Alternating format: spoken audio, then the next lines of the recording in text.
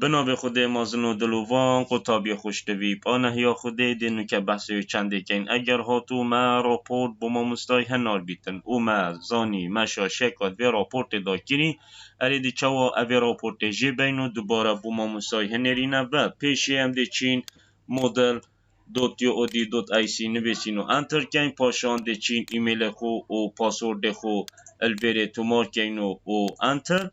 دی بوما او بابت در کفن اوین عمل قناغا خود خینین ده سحکین او بابت مدبتن ام راپورت جب بینو فرقینن و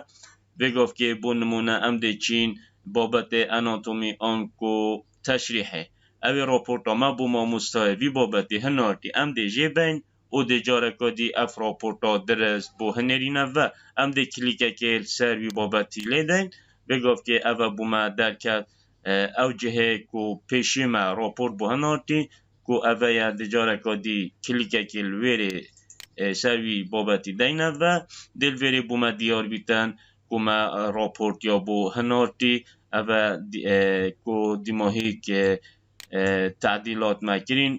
اوه میجو و دمجمل ویره دیارن و اوه او راپورت یا کو ما هنارتی ام دل ویره چینه ایده سبمیشن دیوه کلیکه اوه او راپورتا ما بو ماموسای هنارتی نو که ام ده وی راپورت جی بین او اوه درست بو ماموسای هنرینه و ده کلیک دست راسل سر راپورت لیدن ما یا های اپدیت امشین فایل که پتر بو فریکن و ما یا های دیلیت ام جی ببنش بنی و امشین جارکا دی اگر ما الدف خونه ما بید بخود دانلود کنه و الویری ام ده دیلیت کن دو کو پتر دلنیا بین ام ده بجنه دیلیت و دی بجنه اوکی بگفت که او راپورت الویره نما دو کمپیوتر دلنیا بین کو ام اوه پروسه سیف کن کو نمیتا وی فرمه دا ام دی بجنه سیف چینج بگفت که او فایل ما او راپورت ما هنارتی نماته دا ام جاره که دی بجنه چینه ویره آد کلیکین او دی چین جهو فایل خو هل بجرینه و الویره ام ده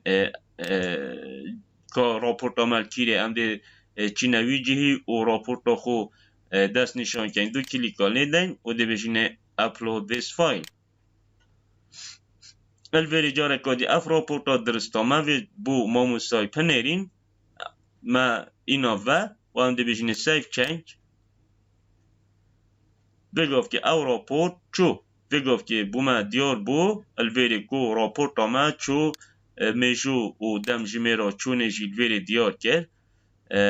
و ام بگفت که پیشراز بین که ما یا درست بو ما مسافره کرد الویره ام گشنه دمای کافه شروع وکرنه خودت خواستین جه مفای بیتنو و نمرین باش بدست خوبه بینن خودت گل هوا بیت